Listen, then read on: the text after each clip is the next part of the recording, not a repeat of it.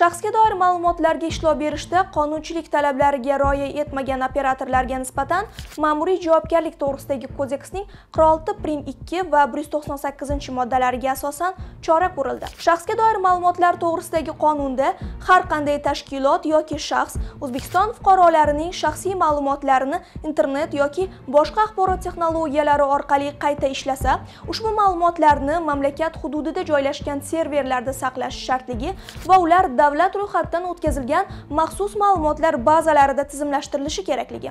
Qolaversa, shaxsga doir ma'lumotlar bazalari davlat reyestrida ro'yxatdan o'tkazilishi lozimligi belgilangan. Adliya vazirligi huzuridagi personallashtirish agentligi hamda O'zkomnazorat inspeksiyasi hamkorligida olib borilgan tadbirlar davomida 2024 va 2025-yilning shu davriga qadar yuqoridagi qonunda keltirilgan talablarni buzgan hamda O'zkomnazorat inspeksiyasi ko'rsatmalarini bajarmagan 57 ta subyektga ma'muriy jarimalar qo'llanildi. Eslatib o'tamiz, shaxsga doir ma'lumotlar to'g'risidagi qonunchilikni buzish fuqarolarga bazaviy hisoblash miqdorining 7 baravari, mansabdor shaxslarga esa 50 baravari miqdorida jarima solishga sabab bo'ladi. Shuni ta'kidlash joizki, nazorat qiluvchi organning asosiy maqsadi jismoniy va yuridik shaxslar tomonidan raqamli muhitda qonunchilik hujjatlari talablariga rioya qilinishi hamda shaxsga doir ma'lumotlar xavfsizligini ta'minlashdan iboratdir.